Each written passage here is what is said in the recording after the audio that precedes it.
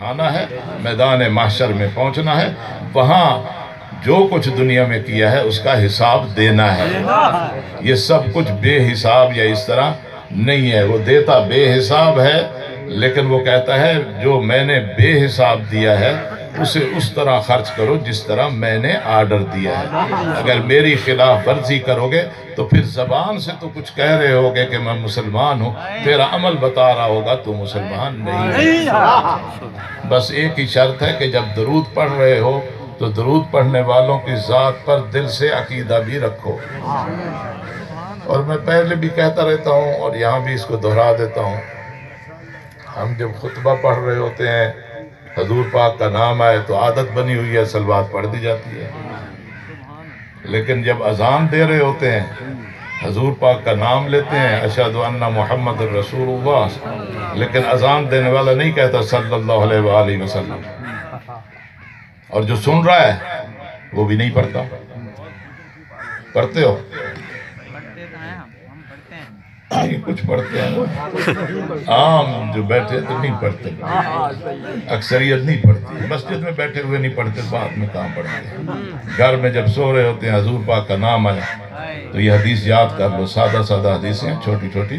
حضور پاک فرمایا جس نے میرا نام سنا اور میرے اوپر صلوات نہ پڑھی قد جفانی، اس نے میرے اوپر ظلم کیا۔ اس کو پھر سن لو، عورتیں ہوں یا مرد، بچے ہوں یا بڑے، بچوں کو بھی یاد کراؤ، یہ چھوٹا سا عمل ہے، لیکن دیکھیں حضور پاک نے فرمایا ہے جو میرا نام سنے اور میرے اوپر صلوات نہ پڑھے قد جفانی، اس نے مجھ سے ظلم کیا۔ جب آپ سے پوچھا گیا کہ آپ پر صلوات کیسے پڑھیں تو آپ نے فرمایا جب میرے اوپر پڑھو تو میری آل پر بھی پڑھو۔ لا تصلوا علی صلاة بطراء، میرے اوپر ٹوٹی ہوئی صلوات، میں آج رہا نا میرے اوپر ترٹی ہوئی صلوات نہ پڑھو، ترٹی ہوئی صلوات، ادھی صلوات۔ عجب یہ ہے کہ دیوبندی ہوئن، بریلوی ہوئن، اہل حدیث ہوئن، سب نے اتنی کتاباں لکھیں نا صلوات، جس میں سب نے لکھا ہے، اور پھر جب نماز میں پڑھتے ہیں وہاں بھی آل کا نام لیتے ہیں، لیکن عجب یہ ہے کہ ایک حاکم تھا عامر، اس نے جو صلی علیہ وسلم کہا تو آج تک وہی صلی اللہ علیہ وسلم کہتے ہیں، حضور پاک کی آل کا نام ہی نہیں لیتے۔ تو حضور پاک نے فرمایا میری آل کا نام لیا کرو، اور اسی لیے امام شافعی نے تو بہت اچھا جملہ کہا ہے، اے اہل بیت النبوہ، آپ کے فخر کے لیے یہی بات کافی ہے، آپ کی شان کے لیے کہ آپ سب سے برتر ہیں، کسی کے ساتھ اہل بیت کو نہ ملایا کرو۔ اہل بیت کے در پر سارے آ کر جھکتے ہیں کہ اس کی نماز ہی نہیں ہے جو نماز میں آپ پر صلوات پڑھے۔ تو ہمارے اس پیارے کے لیے ایک دفعہ بلند آواز سے صلوات پڑھ دیجیے۔ اللہم صلی علی محمد وعلی محمد وعجل فرج۔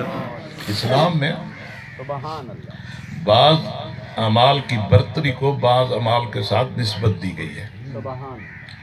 ایک عمل ہوتا ہے جس کے بارے میں سب کو پتہ ہوتا ہے کہ اس کی بڑی فضیلت ہے، انہی میں سے ایک عمل یہ ہے کہ اللہ کی راہ میں اپنی جان دے دینا، اور اس جان کی وجہ سے اس کا عنوان ہوتا ہے کہ فلاں شہید ہو گیا، اور اس شہادت کا جو ثواب ہے جب پہلا قطرہ اس کا گرتا ہے تو اس کے سارے گناہ معاف ہو جاتے ہیں۔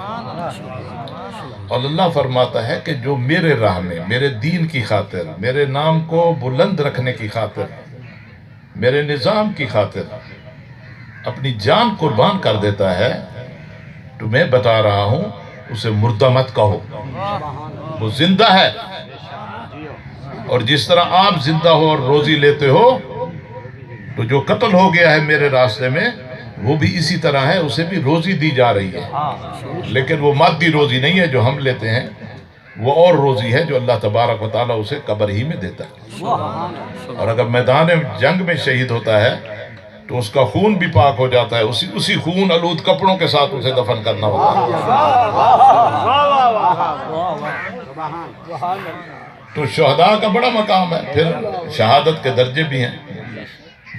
اب ایک عمل کی برتری بتانی ہے کہ ایک عمل کی برتری کیا ہے۔ یہ تو سب کے علم میں ہے نا کہ شہید کا کیا درجہ ہے۔ اب حضور پاک نے ایک عمل ہے جس کا تعلق دل سے ہے، زبان سے کم اور دل سے زیادہ، کیونکہ زبان اور دل ایک ہوں گے تو فائدہ ہوگا، اگر زبان اور دل ایک نہیں ہوگا تو نفاق اور منافقت ہوگی، اور منافق کی سزا جو ہے کافر سے بھی زیادہ ہے، اور وہ کافروں سے بھی زیادہ خطرناک ہے۔ اور اللہ تعالیٰ نے قرآن مجید میں منافقوں کے بارے میں بہت کچھ بیان کیا۔ وہ عمل کیا ہے؟ وہ عمل ایسا عمل ہے جس پر پوری کائنات کا نظام ہے، اور وہ عمل ہے تعلق داری اور محبت کا۔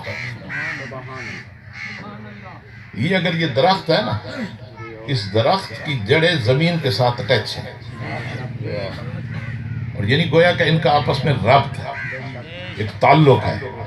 یہ تعلق جو ہے اس کو کھڑا کیے ہوئے ہے۔ یہ تعلق ٹوٹ جائے، جڑ کاٹ دو زمین سے، اس کا تعلق ٹوٹ جائے تو یہ خشک ہو جائے گا، یا اس کو ایسی چیز ڈال دو جس کی وجہ سے اس کی جڑیں خشک ہو جائیں تو سارا اتنا بڑا درخت جو ہے ختم ہو جائے گا۔ اور پھر اس درخت کا تعلق، یہ جو بھی نباتات ہے، اس کا تعلق سورج کی شعاؤں سے ہے، ستاروں سے ہے، چاند سے ہے، پورے سسٹم سے ہے۔ اگر یہ تعلق آپس میں ٹوٹ جائے تو کچھ بھی باقی نہیں رہے گا، ہر شے ختم ہو جائے گی۔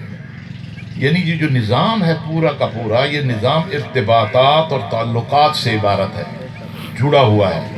اسی لیے بی بی زہرا سلام کی طرف بلند آواز سے اللہم صلی علی محمد وآل محمد وعجل فرج۔ مولا امیر المومنین علیہ السلام کے تعارف میں آپ نے بہت سارے جملے کہے ہیں، اس میں ایک جملہ یہ ہے، ہوا قطب الاقطاب،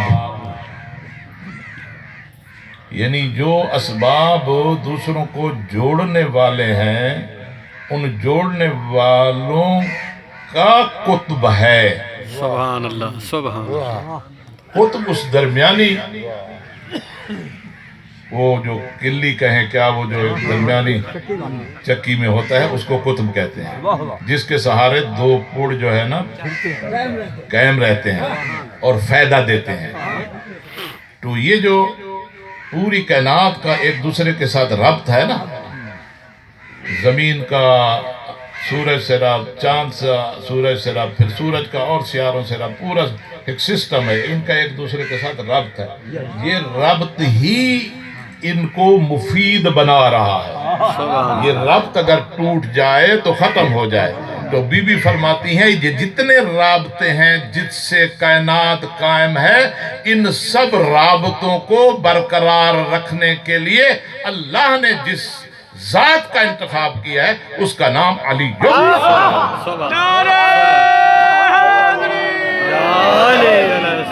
سبحان اللہ، سبحان اللہ۔ قطب الاقطاب۔ اللہ اکبر، یا رسول اللہ۔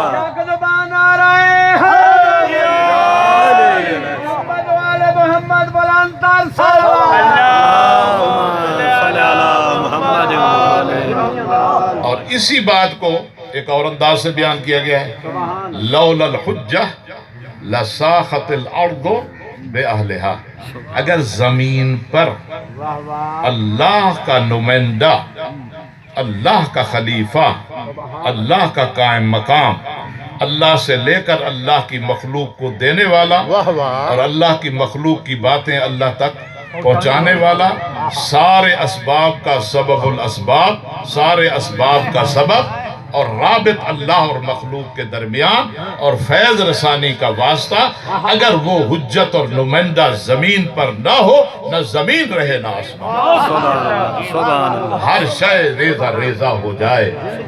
اس ہر شے کا قیام بتا رہا ہے کہ کوئی قائم پردے میں موجود ہے، اس کی زندہ سے یہ سارا نظام زندہ زندہ زندہ بیٹا بیٹھا ہے۔ اور اسی کو ایک اور انداز سے حضور پاک صلی اللہ علیہ وسلم نے فرمایا، اب میں مزید اس کو نہیں پھیلاتا اور یہی بات ختم کرتا ہوں۔ کہ آپ نے، اور البتہ یہ قرآنی فیصلہ ہے، قُلْ لَا أَسْأَلُكُمْ أَجْرًا إِلَّا الْمَوَدَّةَ فِي الْقُرْبَى، یعنی لوگ آئے، آپ نے بہت تکلیفیں اٹھائیں، پتھر کھائے، بڑی محنت کی، ہم کوئی بدلہ دینا چاہتے ہیں۔ آپ نے کہا کوئی بدلہ نہیں چاہیے، کیونکہ یہ بدلہ دنیاوی نہیں لیا جا سکتا، یہ اس کے لیے کام کیا ہے وہی متعین کرے گا کہ بدلہ کیا ہے، کیونکہ عمل ہے رسالت، عمل ہے اللہ کا پیغام پہنچانا، لذا بدلہ بھی وہ ہوگا جس کا تعلق اللہ کے پیغام پہنچانے سے ہوگا۔ لذا کہہ دیا کہ مودت فی القربہ، قرابت داروں کی مودت، جہاں مودت ہوتی ہے وہاں پیروی ہوتی ہے۔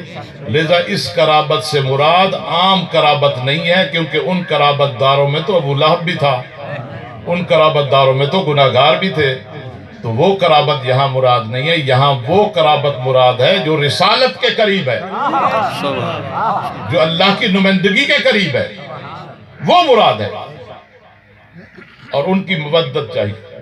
اور رسول پاک نے اس مودت کا فائدہ بتایا کہ اگر ایک شخص زندگی گزارتا ہے اور اپنی اس زندگی میں ایک عمل اس کا ہے، وہ کیا عمل ہے؟ حب آل محمد، اہل بیت سے تعلق، اہل بیت سے عشق، اہل بیت سے محبت، تو پھر جب وہ مرتا ہے تو مرنے سے پہلے اسے زیارت نصیب ہوتی ہے۔ کتنے کریم ہیں، حضور پاک صلی اللہ علیہ وسلم کی زیارت ہوتی ہے، فرشتہ کہتا ہے گھبرائے نہیں، دیکھو اوپر، جب دیکھتا ہے حضور پاک، بی بی پاک، ائمہ معصومین، سارے دیکھتا ہے، اب ساری زندگی ان کا ورد کرتا رہا اور ان سے عشق رکھتا رہا، ان کی زیارت کا شوق تھا، ہر وقت ان کے لیے دعائیں مانگتا تھا۔ جب اس منظر کو دیکھتا ہے اور پھر یکدم وہ منظر ہٹتا ہے تو چیخ کر ملک الموت سے کہتا ہے مجھے ان کے ساتھ بھیج دے، اور اس کی موت آسان ہو جاتی ہے۔ اس لیے، اور یہ بات جب ہم بات کر رہے ہوتے ہیں وہ کہہ دیتے ہو اے شیعوں نے گھڑیاں ہویا گلاں، اوے شیعوں نے گھڑیاں ہویا گلاں نہیں، یہ ہر مسلمان دی گل ہے۔ ابن حجر مکی ایک بہت بڑا مصنف ہے، بڑا محقق ہے، اس نے کتاب لکھی ہے الصواعق المحرقہ، جلانے والی بجلیاں، کن کو؟ شیعوں کو، یعنی کتاب ہی شیعہ دے خلاف لکھی گئی ہے، ہوں دے وچ یہ حدیث لکھ دے، اور یہ کیونکہ ڈھیر سارے جملے ہیں، بڑا جملہ ہے، جو آل محمد کی محبت پر مرے گا ایسے مرا جیسے شہید، جب آل محمد کی محبت پر مرے گا ایسے مرے گا کہ اس کے سارے گناہ معاف، جب آل محمد کی محبت میں مرے گا تو اسے جنت الفردوس کی نعمتیں جو ہیں قبر میں پہنچائی جائیں گی۔ یعنی یہ ایک ایسا عمل ہے، انسان دعا کرے یا اللہ مجھے اہل بیت کی محبت عطا کر، کیونکہ یہ محبت انسان کو اللہ تک لے جانے کا وسیلہ ہے۔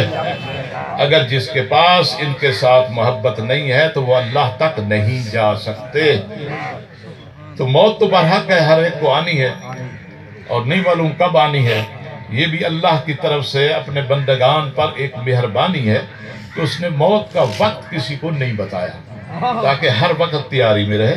حدیثوں میں آئے دنیا میں اس طرح رہو اور دنیا کے کام اس طرح کرو کہ تم نے ہمیشہ رہنا ہے، اور آخرت کا کام اس طرح کرو کہ بس ابھی موت آنے والی ہے، بس ابھی موت آنے والی ہے۔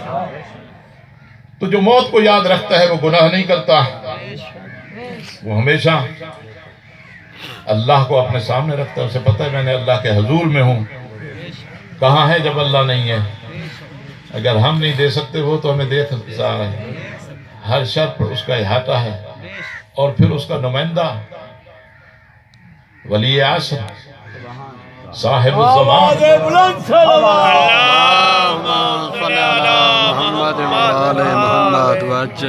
جو اللہ کی رحمت ہے، ان کے پاس ہمارے عمل جاتے ہیں اور وہ ہمارے اچھے عمل سے خوش ہوتے ہیں، ہمارے برے عمل سے ناراض ہوتے ہیں۔ زبانی اقرار کافی نہیں ہے۔ سورہ حجرات ہم ایمان لے آئے۔ اللہ نے فرمایا اے میرے پیارے ان سے کہہ دو ابھی تم ایمان نہیں لے آئے، ابھی تم نے زبان سے اقرار کیا ہے۔ ایمان اس وقت ہوگا جو کہہ رہے ہو وہ تمہارے دل میں داخل ہو جائے۔ جو بات دل میں داخل ہے تو پھر انسان پورے ایمان والا ہے، ورنہ ایمان نہیں ہے۔ ایمان نام ہے دل سے یقین کا، اور جب جس بات کا دل سے یقین ہوتا ہے اس کے اثرات جو ہیں انسان کے وجود پر ظاہر ہوتے ہیں۔ محبت ہو حسین، دعویٰ ہو مولا حسین علیہ السلام کی محبت کا، اور میرا وجود سر تپا یزید کے اعمال کا گواہ بن رہا ہو تو میں جھوٹا ہوں، جھوٹا ہوں۔ تو مجھے اپنے بارے سوچنا چاہیے۔ عقیدے کے بعد سب سے پہلا سوال جو قیامت کے دن ہوگا وہ نماز کا ہے۔ گناہگاروں کے لیے شفاعت ہے، لیکن شفاعت کی ایک شرط ہے۔ حضور پاک نے فرمایا، ائمہ معصومین علیہ السلام نے فرمایا، بی بی پاک نے فرمایا، شرط یہ ہے کہ آپ اپنے عمل میں نماز لے کر آؤ۔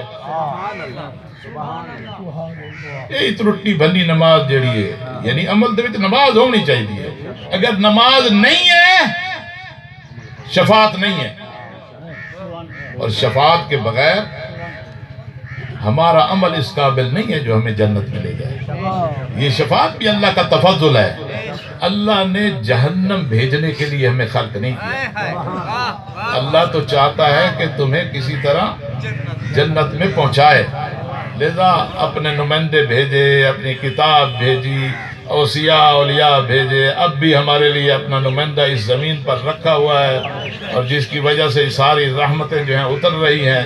اب ہم بدبخت ہیں اگر اس سے فائدہ نہ اٹھائیں، لذا قیامت کے دن کہا جائے گا ھذا ما کسبت ایدیکم، یہ وہی ہے جو تم نے خود کمایا ہے۔ اللہ تو کسی پر ظلم اور زیادتی نہیں کرتا، وہ تو بہانے سے معاف کرتا ہے۔ بھئی یہ درخت ہے نا، درخت کو پانی دینے کا بھی اجر ہے۔ اگر ایک آپ کے سامنے پودا ہے اور اس کو پانی نہیں دیتے، یہ پودا اللہ کے حضور آپ کی شکایت کرے گا۔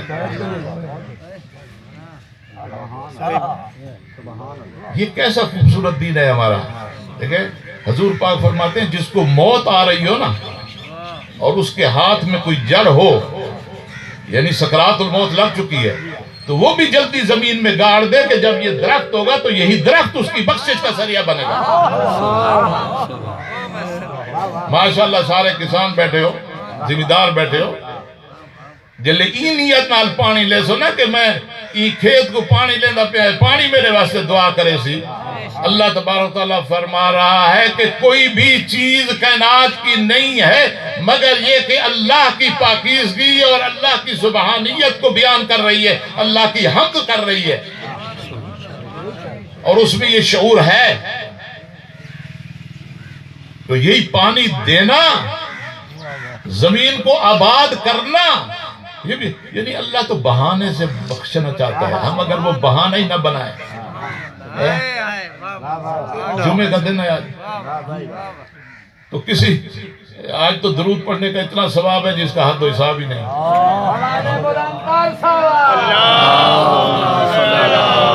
اور یہ جو ہم کوئی مر جائے، کتنا اللہ کریم ہے، کہتا ہے جب زندہ ہے تو جب ملو تو ایک دوسرے کو دعا دو، کہو السلام علیکم، تیرے پر سلامتی ہو، خیر ہو بھی۔ جواب واجب ہے، اس کے لیے 69 نیکیاں ہیں، جواب واجب ہے، لیکن جواب میں کہا وعلیکم السلام ورحمت اللہ وبرکاتہ، تیرے تھی سلامتی، تیرے تے اللہ جرامتا برکتاں، یعنی بدھا کے جواب دے، اور تم ملے تو ایک دوسرے سے سلام کرے۔ یہ اسلام کی شناخت ہے۔ سلام کرنے سے ہی ہمارے گناہ معاف ہو رہے ہیں۔ مسافہ جب کریں، آج کل تو کرونا نے مسافے سے ڈرا دیا، یہ بھی اللہ نے جھنجھوڑا ہے۔ ایک ذرہ ہے جو نظر ہی نہیں آ رہا۔ یہ ظالم انسان کہہ رہا تھا ہم 2022 میں موت کو کنٹرول کر لیں گے، اللہ نے کہا موت تمہارے ہاتھ میں نہیں ہے، میں ایک ذرہ سا بھیج رہا ہوں، اور سنبھال لو۔ نہ معیشت رہی ہے، نہ دوا مل رہا ہے، نہ اس کی چیکنگ ہو رہی ہے، ہاتھ ملانا بھی بند کر دیا، ایک دوسرے سے ملنا بھی بند کر دیا، کاروبار ہی ٹھپ ہو گئے۔ یہ اللہ نے اپنی قدرت کا مظاہرہ کیا ہے، اور اللہ کے نمائندے کی آمد سے پہلے ایسے واقعات بہت سارے ہونے ہیں۔ خس و خاشاک نے تباہ و برباد ہونا ہے، خالص اور مخلصین نے بچنا ہے، تاکہ وہ آئیں اور اللہ کی زمین پر اللہ کا نظام نافذ کریں۔ تو مصافحہ کرنے سے دونوں کے گناہ جھڑ جاتے ہیں، معانقہ کرنے سے دونوں کے گناہ جھڑ جاتے ہیں۔ زندہ زندہ آپ کسی مومن کو ملنے چلے گئے، کیوں آئے ہو جی؟ بھائی دل مانگے میں آ گیا۔ تو اللہ فرماتا ہے انما زارنی، اس نے اس مومن کی ملاقات نہیں کی، مجھ سے ملاقات کی۔ جب سبحان اللہ، یعنی اللہ فرمائے مومن کی ملاقات یعنی مجھ خدا سے ملاقات، کتنا کریم رب ہے۔ اور جب مر جاتا ہے پھر اس کی کریمی دیکھیں، کہتا ہے اس کی کوئی اگر نیکی یاد ہے تو وہ بتاؤ، اب مجمع میں بیٹھ کر اس کے گناہوں کا ذکر نہ کرو، اب وہ میرے پاس آ گیا ہے۔ یا کریم رب، دنیا میں بھی گناہوں پر پردہ ڈالا، مرنے کے بعد بھی کہہ رہا ہے جن کو پتہ ہے وہ اس کے گناہ کا تذکرہ نہ کریں۔ اور پھر اس کی کریمی دیکھو، کہتے ہیں اگر اس کی نمازیں چھوٹ گئی ہیں، اگر اس کا بڑا بیٹا اس کی نمازیں پڑھ دے میں قبول کر لوں گا، اگر اس کے دوست پڑھ دے میں قبول کر لوں گا، اور اگر کوئی بیٹھ کر اس کے لیے کچھ بھیج دے، 10 دفعہ درود پڑھ دے، 100 دفعہ درود پڑھ دے، کوئی قرآن بھیج دے، تو اللہ فرماتا ہے پڑھنے والے کو بھی پورا پورا ثواب دوں گا، اس کے گناہ بھی معاف کروں گا۔ قیامت کے دن یہ کہے گا یا اللہ یہ کام تو میں نے نہیں کیے تھے۔ اللہ فرمائے گا جو اچھی اولاد چھوڑائے تھے، جو دوست چھوڑائے تھے، انہوں نے تیرے نیت سے یہ کام کیے تھے، اور یہ اس کا ثواب تجھے دیا جا رہا ہے، جنہوں نے کیا ان کو بھی پورا پورا دیتا ہے۔ تو اللہ تبارک و تعالیٰ جو ہے ہمیں توفیق دے کہ ہم موت کو یاد رکھیں۔ جب موت کو یاد رکھیں گے تو پھر گناہ نہیں کریں گے۔ ایک دوسرے سے پیار اور محبت یہ اسلام کا اصول ہے۔ تفرقہ اور انتشار سے اسلام نے منع کیا ہے۔ دین پر بہت زیادہ خرچ ہوا ہے۔ کس کا خرچ ہوا ہے یار سوچو، کس کا خرچ ہوا ہے؟ ابو طالب کا اور بی بی خدیجہ الکبریٰ کا۔